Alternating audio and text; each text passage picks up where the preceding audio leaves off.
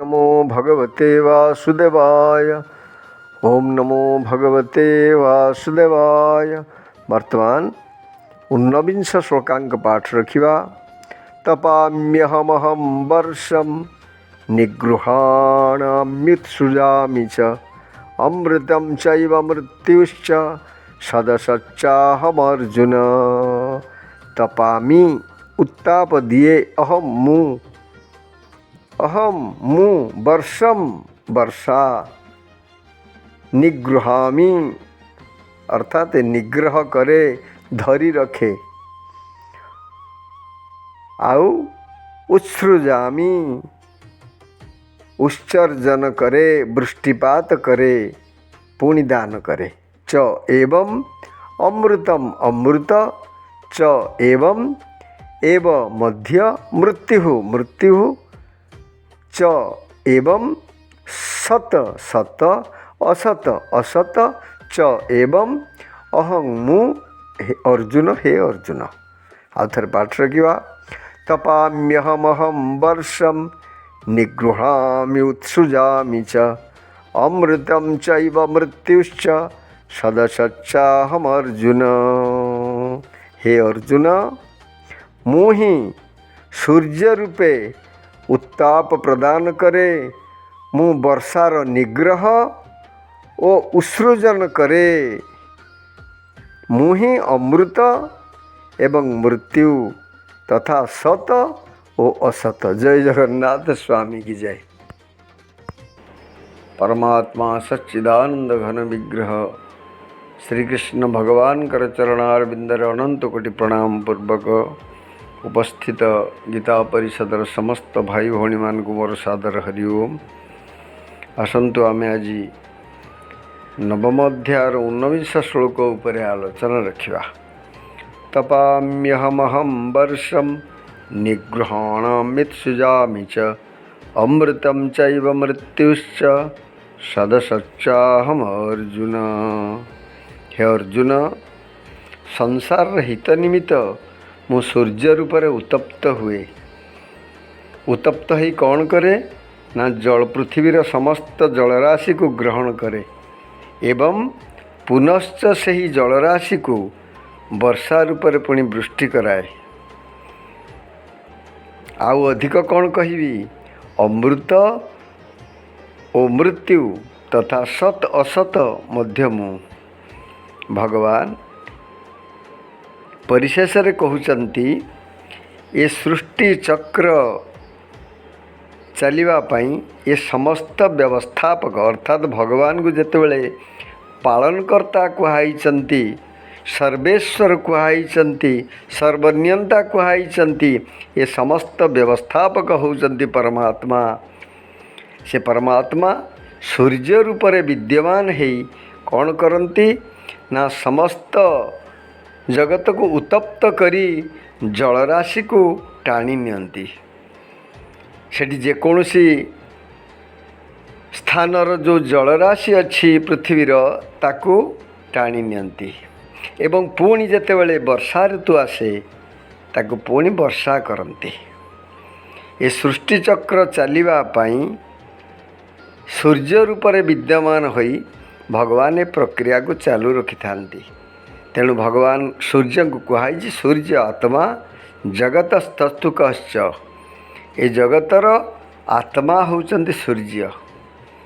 कारण सूर्य नथिले वर्षा संभव हब नहीं, वर्षा नथिले कृषि संभव हब नहीं, कृषि संभव नहले प्राणी जगत बंची पारिबे नहीं। तेणु समस्त मूलरे सूर्यदेवंकर भूमिका सर्वादुग्रहणीय। तो वर्तमान से भगवान कहउचंती से सूर्य होउजी मु। तापरे अमृतम चैव मृत्युश्च, मु अमृत एवं मृत्यु दीटा जाक जीवन धारणर शक्ति मु एवं मृत्यु मध्य मु। अर्थात काल सर्प आपण कवल कर प्राण पवन मान को सबुरी है। भगवान काल सर्प रूपरे समस्त प्राणी मानकर जीवन शक्ति को मध्य नहीं जाती। तेणु अमृत एवं मृत्यु दीटा जाक होउछन्ति भगवान। देवता मान को अमृत बांटिले, राक्षस मान को हिरण्यकश्यपु हिरण्याक्ष इत्यादि रावण कुंभकर्ण इत्यादि एमान को मध्य मृत्यु पहुँचेले। ये दीटा जाक भगवान करिथांती। जेतेबेले हिरण्यकश्यपु उत्पात कला, प्रहलाद को भगवान दर्शन देइचंती, स्तंभरु बाहरी आसीचंती एवं स्तंभरु बाहरी प्रहलाद को कोଳରେ धरिचंती। आउ सेई जेउ कोଳରେ प्रहलाद को धरी आनंदित हेले सेई कोଳରେ धरी नख द्वारा विदारण करिचंती, तार अंतपुटा इत्यादि विदारण करिचंती हिरण्यकश्यपुर। भगवान एकाधार रे जीवन एवं एकाधार रे मध्य मृत्यु, अमृतम चैव मृत्युश्च दीटा जाक भगवान ही करिपारंती। कारण से कर्ता भर्ता सर्वनियंता होउचंती परमात्मा। तापर सत सत असत, हे अर्जुन मु सत एवं असत अर्थात सत रूपरे मु जीवात्मा भाव रे परिपूर्ण अच्छी सबु जगह, आउ असत जड़ भितर मध्य परिपूर्ण अछंती। अर्थात नाचने वाला जो है नचाने वाला भी वही है। तो भगवान होउचंती कुंभार, भगवान होउचंती माटी, भगवान होउचंती घड़ा। अर्थात सारा जगत रे सत असत ये समस्त पदार्थ रे परिपूर्ण भाव रे अछंती। अर्थात सारा जगत भगवान के द्वारा परिपूर्ण। वासुदेव सर्वं इदम, ये सारा जगत वासुदेवमय। यही रहस्य को बुझेबा पाई भगवान अति सुंदर भाव रे गोटिक पर गोटिए उदाहरण दे निजर स्वरूप विषय रे कही अंतर्निहित जो गुप्त गुह्याति गुह्य कथा को अर्जुन आगे प्रकाश करिचंती। तेणु या ना राज विद्या राज गुह्य जोग। बोलिए श्री कृष्ण भगवान की जय। ओम भगवते वासुदेवाय। ओम नमो भगवते वासुदेवाय। वर्तमान 20 श्लोकांक आम पाठ रखा। त्रैविद्या मां सोमपः पूतपापा यज्ञैरिष्ट्वा स्वर्गतिं प्रार्थयन्ते ते पुण्यमासाद्य सुरेन्द्रलोकम् अश्नन्ति दिव्यान् दिवि देवभोगान्। त्रैविद्या तीन वेदर ज्ञानता मांग मोते सोमपाह सोमपान करुथिबा लोक पूत पापा पापरु पवित्र होइथिबा लोक यज्ञ अर्थात यज्ञ द्वारा इष्टा पूजा करी स्वर्गतिम स्वर्ग प्राप्ति प्रार्थयन्ते प्रार्थना करन्ति ते सेमाने पुण्यम पुण्य आसाद्य प्राप्त होई सुरेन्द्र लोकम इंद्रलोक अश्नन्ति भोग करन्ति दिव्यान दिव्य दिवी स्वर्गरे देवभोगान देवभोग। आउ थे पाठ रखा।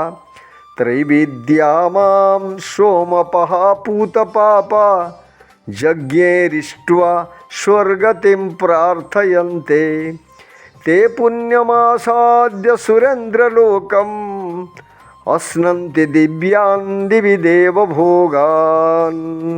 श्लोकार्थ है तीन वेद गुड़िकर ज्ञानता रुक्ष जजु साम वेदोक्त सकाम कर्म करुथिबा व्यक्ति सोमपानरु एवं पापरु पवित्र होइथिबा व्यक्ति यज्ञ द्वारा मोर उपासना करी स्वर्ग प्राप्ति निमित्त प्रार्थना करती।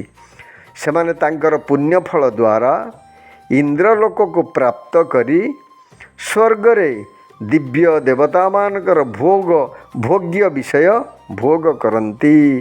जय जगन्नाथ स्वामी की जय। ओम नमो भगवते वासुदेवाय। आसंतु वर्तमान आमे नवम अध्यायर 20 श्लोक उपरे आलोचना रखिबा। त्रैविद्या मां सोमपः पूतपापा यज्ञैरिष्ट्वा स्वर्गतिं प्रार्थयन्ते ते पुण्यमासाद्य सुरेन्द्रलोकम् अश्नन्ति दिव्यान् दिवि देवभोगान्। तीन वेदरे वर्णित सकाम अनुष्ठानकारी एवं सोमरस पानकारी जो पाप रहित मनुष्य यज्ञ द्वारा इंद्र रूप मते पूजा करी स्वर्ग प्राप्ति निमंते प्रार्थना करती से माने पुण्यफल स्वरूप पवित्र इंद्रलोक प्राप्त होई सेठी स्वर्गरे देवता मानक दिव्य भोग उपभोग करती। त्रैविद्या कथा एठी लिखाई तीन वेदरे जो सकाम कर्म कथा अच्छी ताकू त्रैविद्या कथा कहुई। सकाम अनुष्ठान द्वारा याग यज्ञ इत्यादि जो कर्म सकाम कर्म या त्रैविद्या बोली लिखाई। अन्यत्र गीतार वर्णना अच्छी जामिमां पुष्पितं वाचम, ये पुष्पित वाच बोली लिखाई। अति मनोहर इमिति यही कर्म कले यही यज्ञ कले यही फल पाइब, इमिति यज्ञ कले से यही फल मिलिब, इमिति अनेक कथा वेदरे लिखाई। प्रश्न उठे जदि सकाम कर्म फल ओल्टा पुणी पुनर्बार जदि फेरिबा को पड़े मर्त्य लोक को से सुखर जदि अवसान घटी थाए ताहले भगवान वेदरे सकाम कर्म को रखिछन्ति काहेकि ए प्रश्न उठिब। सकाम कर्म को रखिबार उद्देश्य है अधिकारी भेदरे उपासनार मध्य भेद रही। जड़े सकाम लोक तार उपासना निमित्त मध्य व्यवस्था अच्छी, जड़े निष्कामी लोक तापाई मध्य व्यवस्था अच्छी। तेणु एठी त्रिगुणर भेदरे सत्वगुणरू ऊर्ध्व को उठिले निष्काम कर्म करिव। मात्र गुण भितर थिबा व्यक्ति से निश्चित भाव में सकाम कर्म रे जड़ित रहिव। तापरे सोमपहा पूत पापा सोमरस पानकारी, सोमरस पानकारी यज्ञ रे कौन करे वेद विद्या द्वारा भगवान को उपासना करी पूत पापा अर्थात पाप रहित होई यज्ञैरिष्ट्वा स्वर्गतिं प्रार्थयन्ते तार गति अर्थात इंद्रलोक आड़क गति होता है। इंद्रलोक आड़क गति करी कौन करे से अश्नन्ति दिव्यां दिवि देव भोगान, देव भोग इत्यादि प्राप्ति होता है। अर्थात से परमात्मा को भजन न करी इंद्र को स्वतंत्र देवता भाव रे बा सकाम कर्मर उपासना करिथिबा हेतु ताको देव भोग मिलता है। देवतांकर भोग जे खूब कम समय परे आपण जानिचंती जजाति भली महात्मा स्वर्गरे यज्ञ करी इंद्रपद प्राप्ति हेले। इंद्र सिंहासन रु फाळे तांको मिलिथिला, मात्र जेतेबेले समय सरीगला सेतेबेले इंद्र महाराज ताको धक्का दे विदा करदेले, चलो भाई तुम ड्यू पूरी गला। तो एभली भाव रे सकाम कर्मर फल खूब क्षणस्थायी होता है, किंतु सकामी लोक ताको करने को बाध्य होता है। जय श्री कृष्ण भगवान की जय।